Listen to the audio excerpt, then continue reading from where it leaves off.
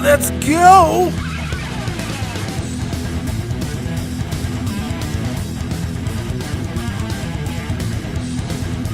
Yeah, what's going on, everybody? It's me, it's your boy, Dead on Dave. How y'all doing? Welcome back to the channel. It's Tuesday, so you know what day it is. It is time for your Monday Night Raw review. And we're going to do it like we did it last week. We're going to go segment by segment. I've yet to watch the damn show. So I'm about to start watching it right now and give you my live, honest, up-to-date reactions. And I'm hearing a lot of good things, so I'm very excited to watch it. So let's start it up now, shall we? Let's go. You know, to start it off, I'm not going to lie, I'm expecting quite a bit from Monday Night Raw based off of how good WrestleMania was. And, you know, I've watched it probably 4.5 times or so now, and a couple of matches I've watched even more than that from WrestleMania, and it hasn't faded. It was still awesome, and, you know, I'm really, really happy with it. Mostly, I'm happy at the new potential of storylines. I mean, yeah, there's a couple sticking points you can be like, maybe they shouldn't have done this or this, but I think all in all, it creates a lot of intrigue. We'll see if it translates over to Raw. I'm glad that I said that right here at the beginning of the episode, because it's very possible that by the time I am finished with my 3-hour journey of watching Monday Night Raw, that could be completely changed. And I'm like, oh my God, Raw, you disappointed me. You went back on everything. So let's find out, and I'm excited. Okay, 5 minutes in. Brock Lesnar, Paul Heyman come to the ring. It's not the end of the promo. It's just the middle of it. But, you know, Heyman's doing his thing as always. I had to freaking make a comment because Brock Lesnar having a genuine chuckle at the crowd chanting Suplex City made me actually laugh. That was about as real as Brock Lesnar has ever looked in a WWE ring, because that actually made him laugh, because he realized, and I don't think he saw it on Twitter that it was trending or whatever. So this is probably the first that he's even heard about Suplex City, bitch. So for the crowd to respond like that, that actually made Brock Lesnar chuckle. And right now, it looks like Brock Lesnar is going face. This is almost a face promo in a lot of ways. But he's kind of a tweener anyway. So I don't know. I thought that was really interesting. Let's keep listening to the promo. Whoa. About 6 minutes, 18 seconds into the promo, Paul Heyman said something so poignant. Holy crap. He was talking about how Roman Reigns was taking the punishment and everything. He was making reference to it, and that was fine. He goes, but I will not sit here and sing Roman Reigns' praise. I am done with that. But, you know, because that's what he's been doing. He's making direct reference to that. That's awesome. And then he says he can sink or swim on his own from here.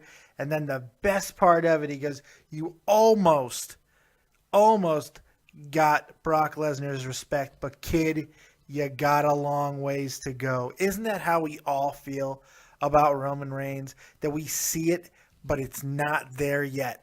Paul Heyman is so friggin' brilliant in everything he does, and he proves it yet again. I don't know if that was a scripted line or not, but if it was, whoever wrote it's a genius, and if Paul said it on his own, it works on so many levels. It's so multi-tiered. It's a brilliant line. Oh, this is a great friggin' opening promo. 13 minutes and 22 seconds into the night, the promo is over. Remember, all the times that I give you when I'm citing where I am in the show, it is without commercials, so do not be, oh, that doesn't make sense, because it does line up without commercials. So the promo's over. It was a lengthy promo, about 10 minutes. I'd have no problem with that, though. Brock Lesnar announces that he is invoking his rematch clause, but we don't know if it's going to happen. Does not look like it's going to happen at all. This was very much a big face type of promo, and I really enjoyed it.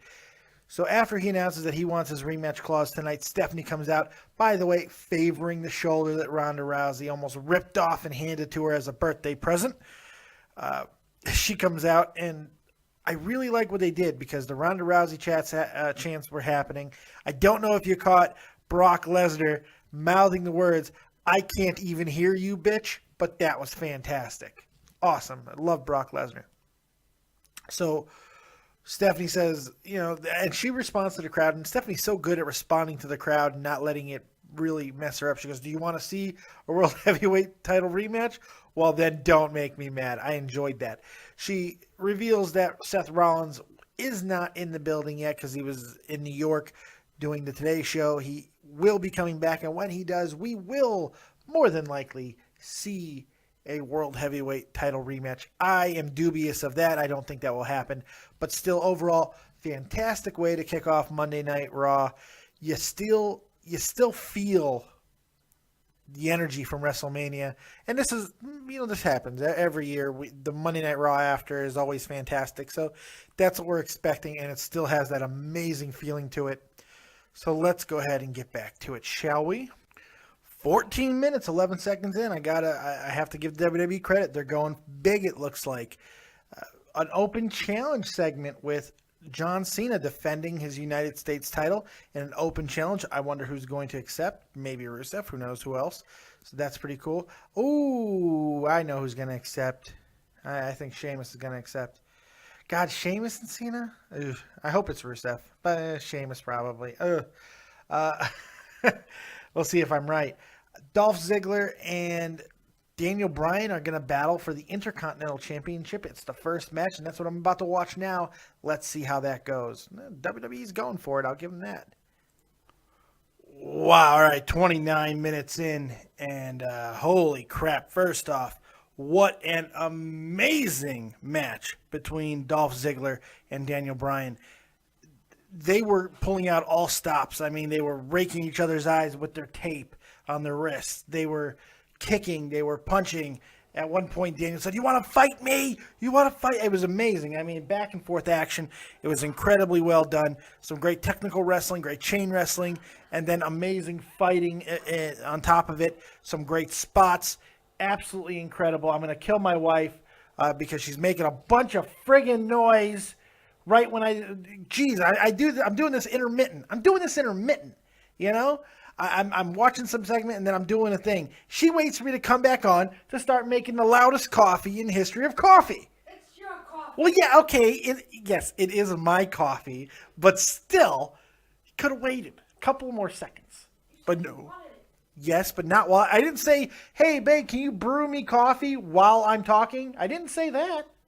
Waited 5 minutes? So I could have waited. You're telling me I should have waited. Yeah. Well, that might be fair.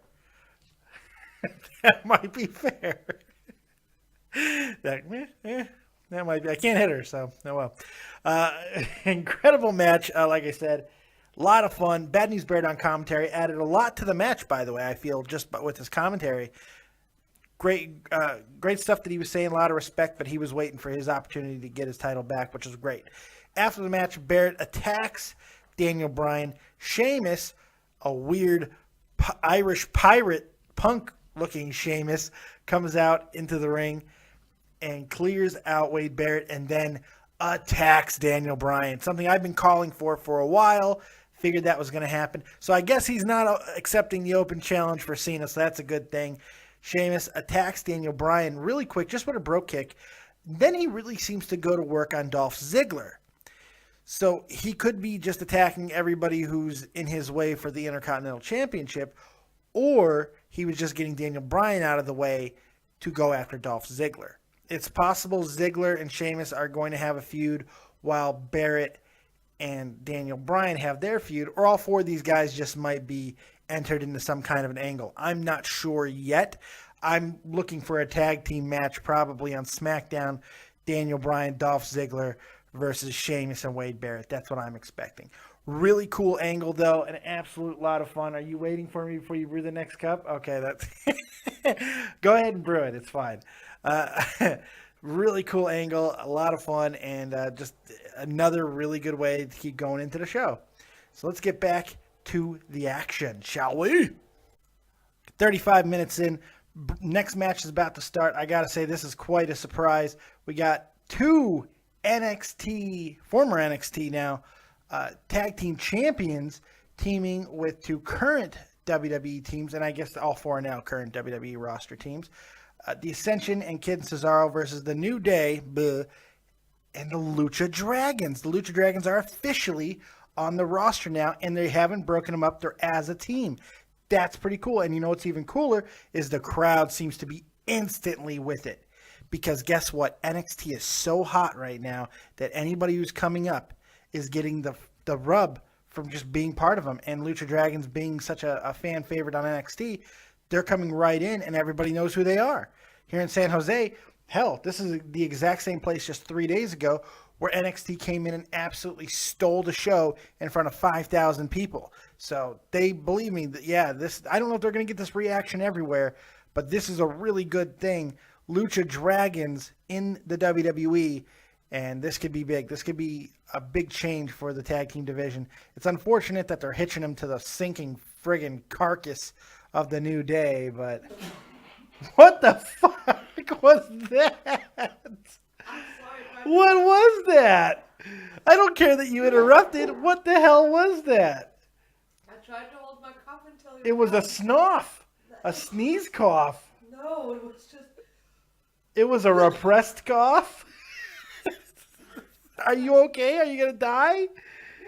I don't know. That was like she was holding in the cough so hard that eventually it just exploded out of her body. Incredible. All right, let's watch the match and hope maybe conduct CPR to my wife. Oh my God. Okay, so I wasn't expecting a whole hell of a lot from the tag team match. By the way, this is 42 and a half minutes in, end of the match. But holy God, I mean, they did not disappoint. So much happened in this tag team match. By the way, it was really, really, really good. I am not sure if the Lucha Dragons are a long-term fixture, but Kalisto is. Kalisto can either stay with the Lucha Dragons or he can go on his own because he's already red hot. This kid just came in and absolutely tore it the frick down, man. He hit all of his major moves from NXT. Everything looked fantastic. And that's the most important thing. Everything he did looked amazing. The SOS, the Salino del Sol, is an incredible finishing maneuver. It looks really cool. Everything about it rocked. The New Day, eventually this is going to have to get addressed. Look, the New Day sucks chant. The New Day does suck, so let's be fair. It's not the guys. Kofi Kingston and Big E and even Xavier Woods, they don't suck. They're very good wrestlers. I like all three of them. But the New Day sucks. It's terrible. Nobody wants to be around it. And the fans are, the New Day sucks, and the announcers were making reference to it. So I think the fact that the announcers are making reference to it, and we know that the announcers are basically the puppets of Vince McMahon, that there's something there. That either they're going to make a change to the New Day or they're going to embrace this and kind of go with it. But the important things was nobody looked bad in the match. All 8 guys looked good. And even Tyson Kidd, even though he didn't get his start in NXT, he spent a lot of time in NXT. 7 of the 8 guys are major NXT people. You know, it's except even Cesaro. I'm sorry, the only one who really didn't spend any significant time at NXT is Kofi. Everybody else, even Cesaro, spent time in NXT. So 7 of those 8 people, everyone except Kofi, and 8 of the 9, if you want to include Xavier Woods, spent time down in NXT, and that's where they became a star. So it's quite incredible that NXT is getting this much behind them this quickly. But that's what happens when you have good wrestling and great product. And I'm hoping that the fans aren't calling for it too much, and the WWE does what they do to everything that's hot and overexpose it and ruin it. We'll see. I know that's being very skeptical, and there's no reason to think that that's going to absolutely 100% happen. But, you know, track records are there for a reason. So we'll see what happens. But absolutely incredible 8-man match. A lot of fun. And I don't know if the Lucha Dragons are stars. They look like they could be, but there's no question Kalisto is a star. My wife is giving the big thumbs up because even she was completely into the match because of how good Kalisto looked. That kid was amazing, wasn't he? Yep. When he stood on Cesaro's shoulders like that and did a friggin' flip, that was incredible. I don't think I've ever seen that done before. I'm sure he's done it before, but I've never seen it, and that was awesome. So, a really good match. Let me know what you think about Kalisto and the Lucha Dragons. Are they future tag team champions, or is this just something that's going to catapult Kalisto? Tell me what you guys think about that. 43 and a half minutes in, we just got a awesome backstage segment with Brock Lesnar and Paul Heyman. Paul Heyman going, "You won't believe this. He's here. Let's go." But right after it happened, an Adrian Neville promo. Now, it didn't say Adrian Neville coming to Raw or coming to WWE. It didn't say that. It showed a slow-mo of the red arrow, which is beautiful in slow-mo or fast motion, because, God, that's a beautiful move. But it just said Neville. What does that mean? Is he coming? Because right now is obviously the time to capitalize.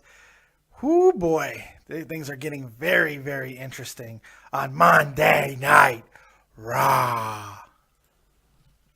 Well, shit just escalated very quickly, I would say. Holy crap. So the the title match is about to happen 53 minutes in, 53:42. And the title match is about to happen. Seth Rollins comes in very brash, holding the title over right in Brock Lesnar's face. The balls on Seth Rollins, absolutely great. I loved it. It was awesome. Absolutely incredible. I absolutely loved what happened. And then right as the match was, I thought the match was actually going to happen for a second. And then he pulls out just as the match was about to start and says, "I'm a little jet lagged and my foot kind of hurts from curb stomping your asses last night. So I'm going to give you the match. I'm just not tonight." And Brock Lesnar lost his fucking mind, and it was incredible. Brock Lesnar loses his shit, destroys everybody, goes after Seth Rollins, gets Seth Rollins into the ring. He goes for an F5 or a suplex. Yeah, he suplexes him, and Seth flips out of it. Pele kicks him in the head, and it just seemed to piss Brock off. Just seemed to piss him off. It was great. Brock's a goddamn machine. I love this. Seth gets punished some more. J&J Security gets in. They go down. Then Brock goes on an unbelievable tirade, crushes JBL and Booker T behind the announcer's desk. He flips it right onto him. Michael Cole got out of the way. Thought he did at least. And then he gets caught by Brock Lesnar. Brock grabs Michael Cole. The crowd goes ape shit for it. Absolutely wants Cole to get F5'd, and they get their wish. Then Brock, not being done, grabs a cameraman. And at that point, Stephanie comes out and tries to plead with him to stop. He refuses. He F5's the guy anyway. And Stephanie suspends Brock Lesnar indefinitely. Now, obviously, this is all to deal with Brock Lesnar's limited dates, and I have no problem with that whatsoever. The question becomes is how long until we see Brock again and how they reintroduce him. The reality is Brock Lesnar is super hot with the fans right now, super over, and because she is the authority and they are the authority and Seth Rollins is their champion, the question has to become is, did they just create a new Austin? Is this a new... If there's one guy who can get the anti-authority versus the authority thing going, that rebellious attitude, it's Brock Lesnar, because he's such an ass kicker and he doesn't give a shit. So this is incredible.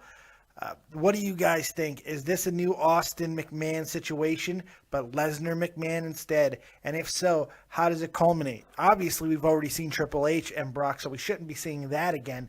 How does this culminate? What happens? The possibilities are seemingly endless. You could even turn this into how you get Brock and Rock for WrestleMania 32. The Rock could be the bad guy. He can come back as a heel, and actually, even though they just had a little bit of a tiff at WrestleMania last night, weirder swerves have happened. So Rock could end up being the advocate of the authority, which, let's face it, has happened before. Rock has been a corporate man in the past. There's no reason why he wouldn't be again. So the possibilities are absolutely limitless at this point. WWE is really capitalizing off of WrestleMania. I hope it continues. I hope it continues because it's brilliant, and this is exactly what we want to see. You want to get wrestling hot again? You want this wrestling boom? This is what you need to produce, and there's no reason why you can't produce this content every single week. Let's get back to it because I'm red hot for it. Holy shit, this is awesome. 57-25 in. Stephanie McMahon, after a recap, Stephanie McMahon goes into the back. Renee cuts her off. Renee is so damn good, by the way. The entire time she's interviewing Stephanie, she's looking around like she might be attacked next. Very subtle stuff. She's so good at what she does. I hope they really utilize her more because she's fantastic. Stephanie explains why she's suspending Brock Lesnar. It makes complete sense. It doesn't even make Stephanie look that big of a heel because it makes sense. I mean, Brock can't do those type of things. It's pretty cool, actually. But when she said, Brock, he F5 Michael Cole, you can hear the crowd cheer at that. That's hysterical. She now announces that she is also going to be fining Brock Lesnar. He will get his title rematch, but when she says so, and that's completely cool. I'm actually really digging this. I like that she's taking more of a charge, more of an impact, being more of an in-charge person. A McMahon should always be at the helm. And also, the entire time, she still sold her shoulder injury, which is great because Stephanie's awesome. She also takes a shot at Brock Lesnar and says if he thinks he can just go back to MMA, as you saw on SportsCenter, he signed a new contract with us, and we own that son of a bitch. Great promo to further this storyline. This is compelling shit, and I love it. So let's get back to it, shall we? So getting back into it, there's about an hour and 5 minutes in. After the latest match, which we'll talk in a second, Byron Saxton comes out, and he is going to be calling the action. I don't know if by himself for the rest of the night, but he will be calling the action. And the first match he calls is Stardust versus Mizdow. Yes, Mizdow. He's still keeping the same gimmick. He's still coming out to the Miz's music, doing all the Miz mannerisms and everything. And after a short but effective match, it was a good match. There was nothing wrong with it. It was well worked, but it was short. The Mizdow picks up the victory with a skull-crushing finale with a very, I guess on purpose, barely talking Byron Saxton, which is fine because the mood is so dour after Brock decided to, beat up everybody. That's kind of how Byron was supposed to be, and that's cool. So Mizdow gets the victory, and out comes the Miz, attacks him from behind. And Miz said a lot of really cool shit to Mizdow when he was on the ground. He was saying, I gave you all this, the people don't care. And he started screaming at the crowd saying, in 5 weeks, you're going to forget about him. And I'm kind of getting that might be the case. They need to keep this Mizdow feud going now because, I don't know, I'm not sure how long people are going to care about Mizdow unless there's something intriguing going on with him. And I guess the same can be said with just about anybody. If something's not intriguing, people are going to stop caring. It's very rare that a guy gets so over that any storyline they continue to get cheered. Usually there has to be something intriguing going on with them. So hopefully there can be something for Sandow, after this feud. I don't know. Tell me what you guys think in the comment section below. Is Mizdow an actual star, or is he just a product of an intriguing, weird storyline? Let me know what you think. Holy shit. At 1 hour, 14 minutes, 30 seconds in. This is insane. WWE is delivering. Holy crap. Okay, so Curtis Axel now comes out. I'm sorry I'm so excited, but this has been an incredible Raw. Curtis Axel comes out, and Axelmania is not over. In fact, the march to Extreme Rules is happening. So you figure he'd fight someone from the Battle Royal. Well, then, remember the little thing I mentioned earlier about Neville? Here comes friggin' Adrian Neville in a cape. And that was a little weird, but I guess that's the whole superhero thing, the Mighty Mouse thing that we've heard in the past. It looks like they will be going with something like that. But as long as it's just a cape, I'm okay with that. Now, it was a fruity little cape, but I'm okay with the cape. It's not that big of a deal. The important thing is the reaction that he got from the crowd. The crowd absolutely milked it in and loved it. It was awesome. And then he performed in the ring and just blew everybody away. I mean, good God. What are the talking points of this night? It's Kalisto. It's Adrian Neville. Oh, by the way, no Adrian. It's just Neville. I don't know if I like that. I'd rather it be Adrian Neville because I like his name. Yo, Adrian. Eh? Oh, this is Paulie, I tell you. No, that was Rodney Dangerfield. I don't know. I tell you, I get no respect. I took my wife to a dog show. She won. I tell you. Not my wife, Rodney Dangerfield's wife. Anyway, Neville. I was doing my Rodney shtick. Don't look at me like that. I didn't mean it like that. It's a shtick. I'll stick you with a stick. You're going to shtick me with a shtick? Yeah, but when I find a stick, I stick it up your butt. Interesting. So she's going to stick a shtick up my butt. More action than I've gotten in a long time. So, hey, thank you. So Neville is here, and I think that's his debut. I think this is it. He's not going back to NXT. I believe this is, and he's super over. He's got everything. He's got the thing where he does with this, and he points straight up. That's awesome. Everybody seems to be already getting into that. The guy has a built-in. That's what we don't talk about NXT is when NXT guys are built correct down there, and they're given a gimmick that works and sticks. When they come up to the WWE, there's really not a big point in changing the gimmick because it's already built in, and that's kind of the point of it. And Neville really seems to be capitalizing on that. I know it's only one night, but still, this is a good sign. This is awesome. My God, a renaissance in the WWE. I don't want to overstate things, but I'm really happy with how things are progressing right now. I know it's only one night. I know that you never know what's going to happen after, but hey, you got to kind of go with it because this is pretty damn awesome. So let's get back to the Actionio. All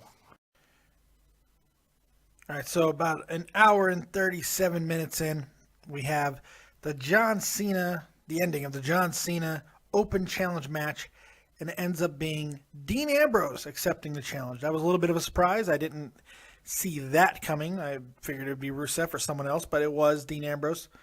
And they had a good match. There was one major botch during the match, but didn't really take away too much. I'm sorry that there's a light blinding me. Well, not blinding me, but it just looks weird in the picture. The sun. It's the sun. But very good match. Both Cena and Ambrose worked really, really solidly together, and it was a lot of fun to watch. Cena, I'm no longer believing he's hurt, obviously now, So for whatever reason he was working the strange dates he was, I have no idea why he wasn't working television matches all that often, but that seems to be resolved. Dean Ambrose at the end of the match showed some frustration, but I'm wondering if that's going to come into play because of all the losses that have piled up over the last, 8-9 months. It's just been piling up, loss after loss after loss, and I wonder if it's getting frustrating. Obviously in kayfabe. We'll see what happens. It should be quite an interesting way to go with the United States Championship. I mean, John Cena could just be taking on all comers until Rusev does come back for the belt. We'll see what happens. It's an interesting thing, to say the least. I thought it was a good match. Jerry Lawler has now joined Byron Saxton out at the booth because Saxton sucks. And Lawler's not much better, but at least there's something there. But good match. Cena wins after a lot of false finishes. Cool match. Definitely not that bad. Let's see what's next. 1 hour, 43 minutes in. Backstage promo with Seth Rollins. It looks like they've gotten back to Seth Rollins being the cocky, really interesting heel that he was before, and I like that quite a bit. And before they could really get into him and Brock Lesnar, well, actually after, Seth Rollins is confronted by Randy Orton, who talks about not only beating him, but almost tearing his head off with definitely my favorite RKO of all time. I know the Evan Bourne RKO stands out for a lot of people because it is spectacular, but when Randy launched Seth off of himself, that I've never seen anything like that. That was absolutely incredible. What a cool freaking RKO. That was badass. So Randy's saying, I never got my rematch from last year for the title, so I want that title. But he's not going to get it tonight. Instead, Big Show and Kane emerges, and now it will be a 6-man main event. Seth and his 2 buddies versus Randy and his 2 buddies. Now, we don't know who's Randy's buddies it will be, but I don't know. I kind of get a feeling that it's possible I know that Ted DiBiase was brought in, but obviously, but I was like, ooh, legacy. That was my first thought. But Cody Rhodes obviously is not going to be becoming Cody Rhodes again. So that doesn't make any sense. But I don't know. It'd be kind of cool if Ted DiBiase Jr. Somehow got involved. I know it's not the case. I just read that he was around for some reason, and I didn't know why. So let's see what is next. So it looks like a Divas competition, so let's see what they do. Let's see if they capitalize off of the momentum from not only WrestleMania, but from the last couple of weeks. So it should be interesting. 1 hour, 53 minutes in, almost 54. We had a 6-woman diva match, whatever you want to call it. AJ, Paige, and Naomi versus the Bellas and Natalya. It was a good match. It was solid. Nobody really worked poorly in it. It had some good length. The crowd was into it. There was many "Let's Go Diva" chants throughout. I like that they're letting them showcase. They let them showcase later on in the card too, so that was cool. Definitely not a terrible match. I'd like to see more singles competition.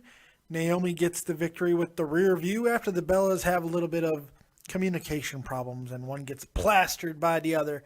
But it was a good match. It was fun. It didn't really bring the flow of the show down like Divas matches usually do. So it was good. I think it was effective, and we'll see more. Hopefully, some singles competition and get back to the title. The Divas Championship. Hopefully, they won't forget about it too long, and we'll get back to that. So let's see what the rest of the night holds, shall we? 2 hours and 2 minutes in here, and a very strange match. Goldust is in the ring, and out comes Rusev to take him on one-on-one. That was a little strange. Rusev was there, and they were making reference to it. He was there. Why didn't he come out to fight Cena? No idea. A more aggressive Rusev than usual. He looked really pissed off, but didn't say anything. Gets a win after a short match. Nothing surprising. He didn't say anything after the match. That's a little weird. I mean, why not explain it? But who knows? Why didn't he go take on Cena? What are they going to do with Rusev now? It looks like he's definitely more aggressive than he already was, which is saying something. So what does the future hold for Rusev? What do you guys think? Leave in the comment section below and tell me what you think is going to happen with Rusev. And more importantly, what do you think should happen with Rusev? All right. I think it's main event time. Let's check it out. So yeah, the main event is a 6-man tag. It ends up being The Authority versus Randy Orton, Ryback, and not a big surprise, Roman Reigns. Roman Reigns still getting booed the hell out of. Nobody cares. It's unfortunate, but I don't see it going away anytime soon. The match isn't bad by any stretch, but it just seemed weird. I don't know. Seth Rollins was definitely playing up the heel stuff, but I don't know. The crowd started to get a little bit like they didn't give a shit anymore. So they started doing the wave, and we got CM Punk chants for the first time all night and stuff like that. It was just a very weird way to end the show, but I felt they could have gone out with a bigger thing. I would have did what they put on the network with Sting, because Sting ended up coming on after to talk about his future. I would have had that the final segment, and then have someone interrupt or whatever. But Sting did go on after, and he talks about how great of a privilege it was to be at WrestleMania, and he hopes that the WWE throws more opportunities his way, and if the WWE does not, it's a shame. But he will scoop up any opportunities that come his way. So that means he's not done, and we'll see what he does in the future. Bo Dallas comes out and interrupts him, tells a story about getting his face painted by Sting when he was a kid and everything. And, eventually Sting drops him with a Scorpion Death Drop. So that's what it was. I mean, the ending was a little bit lackluster considering how good the entire show was up until that point. I would have liked to have seen it go out on a higher note. But, they're keeping Roman Reigns relevant and at least in the atmosphere, the orbital friggin' vantage point of Seth Rollins. So we'll see what they decide to do. There needs to be a feud now that Brock Lesnar is suspended for who knows how long. So we'll see what ends up happening. It should be quite interesting. But overall, I'm very happy with Raw. I thought it was a great show. A lot of fun. Great way to follow up Raw. I hope they continue this trend with new, fresh angles, and we saw some really cool new guys on the roster, Kalisto and Neville and all this cool stuff. So let's continue that trend. Let's see what SmackDown has to hold. I appreciate all the support. Like, subscribe, and share as always, and we will see you next time right here on Dead on Dave Productions. Peace.